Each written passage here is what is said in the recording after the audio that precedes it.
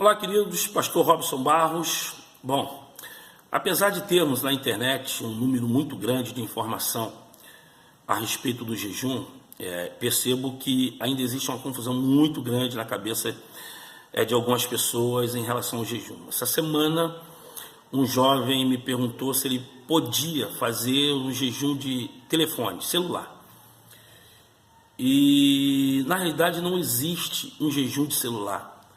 Na realidade, não existe um jejum de televisão, não existe um jejum para emagrecer. Na realidade, o que ele vai fazer é um propósito com Deus, porque ele está entendendo que o aparelho está consumindo muito tempo dele e ele não está tendo tempo de se dedicar a Deus. Então, ele vai se abster do aparelho e ele vai ficar um tempo sem usar, 10 dias, 15, um mês, não sei, para se dedicar à oração, se dedicar à leitura da palavra, enfim, se aproximar mais de Deus. Então, ele começou a entender que o telefone estava consumindo o seu tempo mais do que ele deveria dar para Deus. Então, na realidade, ele não está fazendo jejum, ele está fazendo um propósito de ficar um determinado tempo sem utilizar o seu aparelho celular. Por quê? Queridos, vamos entender que jejum é abstinência parcial ou total de uma alimentação com um propósito, com a finalidade espiritual. Isso é o jejum. Jejum é abstinência de alimento, não abstinência de qualquer outra coisa. Então, era uma prática, o jejum era uma prática muito comum no Antigo Testamento e que foi incorporada no Novo Testamento. No Antigo Testamento você vê o próprio Davi, 2 Samuel capítulo 16, ele fazendo jejum porque ele teve uma prática pecaminosa com a mulher de Urias, ela engravidou e Deus disse que a criança não ia viver. Então ele faz o jejum com um propósito, com a finalidade para que a criança não morresse, que ela vivesse, mas a criança morreu. Então nós vemos também no livro no livro de Esther,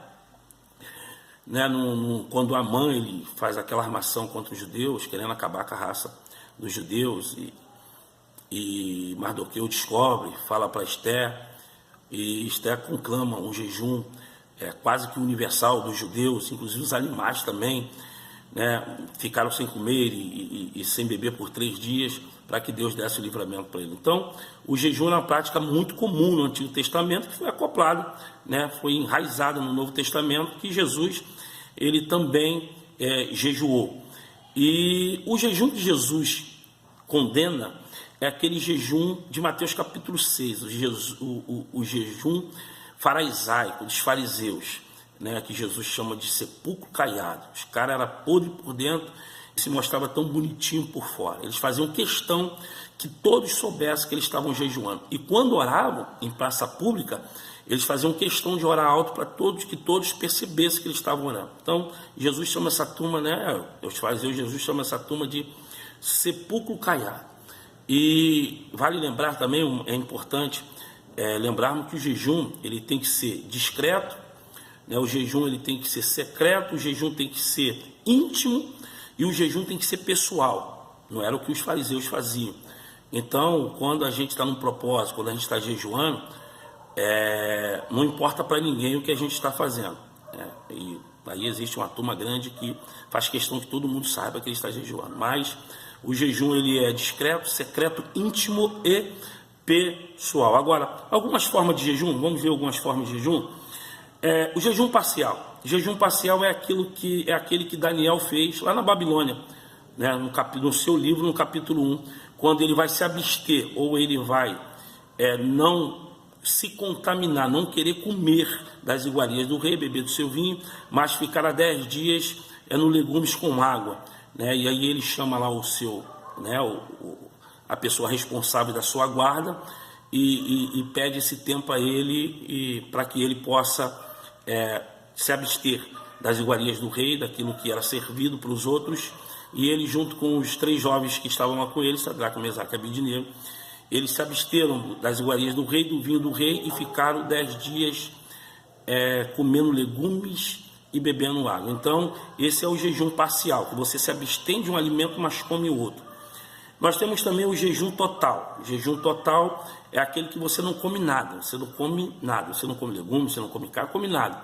Esse jejum que Jesus fez no deserto, Jesus ficou só à base de água. O jejum total você não come nada, mas você bebe água. Nós temos também o jejum absoluto. O jejum absoluto é aquele que Esther fez. Eles ficaram 3 dias sem comer e sem beber nada. Esther, junto com as mulheres que estavam com ela, junto com os judeus que estavam fora do palácio, e os animais também. Então esse é o jejum total. Você nem come e nem bebe. E lá ficaram 3 dias. É bom lembrar que não é aconselhável fazer um jejum total por mais de 3 dias. Não é aconselhável, né, fazer um jejum total sem comer e sem beber nada por mais de 3 dias, porque o organismo ele pode permanecer, ele não permanece por mais tempo. Você pode prejudicar seu organismo se você ficar por mais tempo, mais de 3 dias sem beber água, porque sem a água que é responsável de eliminar as toxinas e hidratar o corpo. Então fica aí, né, um conselho para que não se faça jejum absoluto por mais de 3 dias. Aí você pode estar perguntando, pastor, mas e Elias e Moisés? Ficaram 40 dias. Então, fora Jesus, querido, os únicos 2 personagens em que a Bíblia cita Moisés e Elias. Mas o exemplo deles foge à regra. Porque foi praticado sobre uma condição sobrenatural. Então, o exemplo de Moisés e Elias, né, de Moisés, Êxodo 24, Elias, 1 de Reis 19, então o exemplo dele foge à regra. A regra vira exceção. Exceção não é algo que a gente vai... Existem algumas coisas que foram praticadas no Antigo Testamento que só aconteceu uma vez. Se aconteceu uma vez, isso é regra. Isso não é regra, isso é exceção. Então, se só aconteceu uma vez, é exceção, não é regra. Eu não posso criar uma doutrina em cima disso. Então, o exemplo deles foge à regra, né?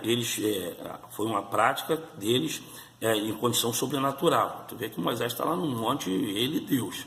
Então, fica esse alerta para a nossa vida. Então, o jejum, ele no Novo Testamento, ele pelo menos ele tinha 3 finalidades, 3 condições para que o povo jejuasse buscando algo de Deus. Você tinha para servir ao Senhor, e se proclamava esse jejum, fazer esse jejum para servir a Deus. Tinha para ordenar homens ao ministério. Primeiro se fazia um jejum, uma oração, pedindo uma direção a Deus para ordenar homens ao ministério.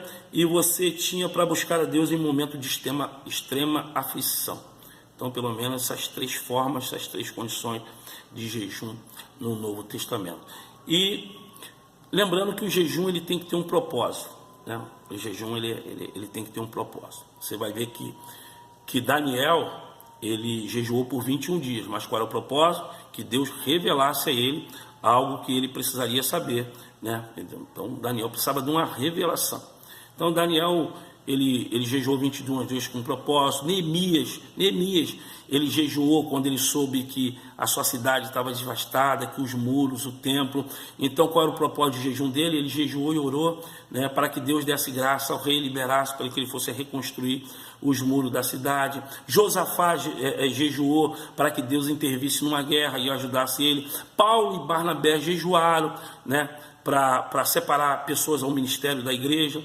Então o jejum ele tem que ter um propósito, ele tem que ter uma finalidade, e sempre dentro desse conceito que ele tem que ser secreto, ele tem que ser íntimo, ele tem que ser pessoal, ele tem que ser discreto.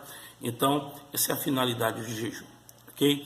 Espero que esse vídeo tenha te ajudado. Se você gostou desse vídeo, deixa aí seu joinha, né? Compartilhe, se inscreva no canal, e que Deus nos abençoe, e até uma próxima oportunidade.